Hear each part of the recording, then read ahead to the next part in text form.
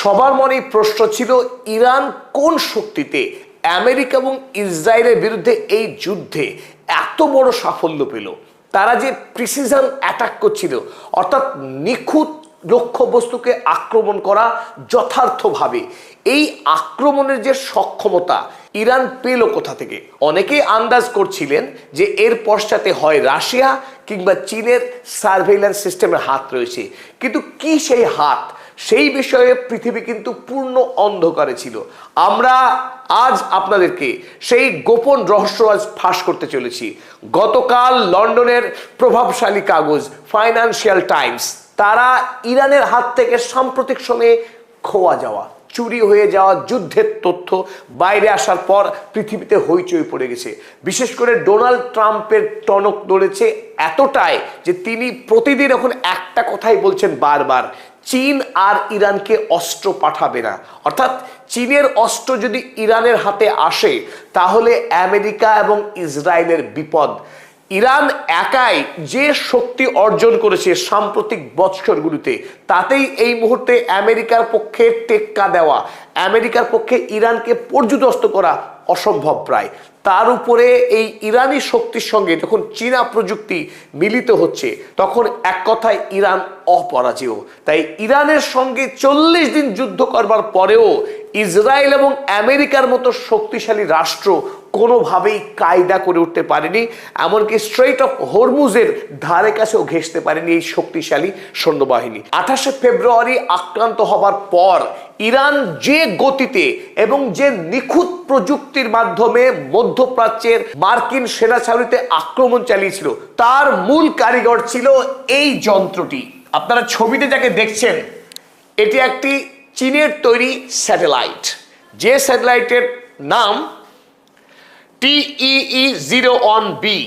এই TEE-01B স্যাটেলাইটটি তৈরি করেছে চীনা একটি কোম্পানি যার নাম আর্থ আই, পৃথিবীর চোখ। এই স্যাটেলাইটের চোখ থাকে পৃথিবীর দিকে, কিন্তু সে ওড়ে মাটি থেকে 545 কিলোমিটার উচ্চতায়, পৃথিবীকে প্রদক্ষিণ করে এক ভয়ানক গতিতে, যা শুনলে বিশ্বাসই হতে চায় না। এই স্যাটেলাইটের গতি প্রতি সেকেন্ডে 7.5 কিলোমিটার। 1 সেকেন্ড সময়ে এই স্যাটেলাইট 7.5 কিলোমিটার পথ প্রদক্ষিণ করতে পারে। তাই প্রতি একদিনে এই স্যাটেলাইট পৃথিবীকে প্রদক্ষিণ করে 15 বার, যেখানে চাঁদের পৃথিবীকে এক পাক প্রদক্ষিণ করতে সময় লাগে 28 দিন মতো, সেখানে এই TEE-01B 15 বার প্রদক্ষিণ করে পৃথিবীকে। অথচ এই ভয়ানক গতিতে ঘুরবার সময় পৃথিবীর ছবি তোলে নিরন্তর।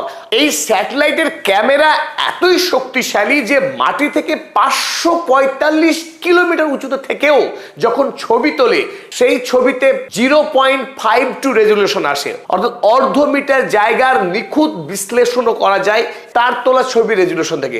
ফলে গোটা মধ্যপ্রাচ্যে আরব দেশগুলিতে কোথায় কোথায় মার্কিন সেনা ছাউনি রয়েছে, সেই সেনা ছাউনিতে কোথায় অ্যারোপ্লেন রয়েছে, কোথায় র্যাডার রয়েছে, তার পুঙ্খানুপুঙ্খ ছবি চলে আসে ইরানের হাতে। ফলে এই যুদ্ধে ইরান আমেরিকার উপরে যে প্রভাব খাটাতে পেরেছে, তার নেপথ্যে কিন্তু চীনের তৈরি এই আর্থ আই ব্যাপক ভূমিকা পালন করেছে। কিন্তু এখানেই চমকের শেষ নয়, আসল চমক লুকিয়ে আছে এই স্যাটেলাইট কেনার পদ্ধতিতে।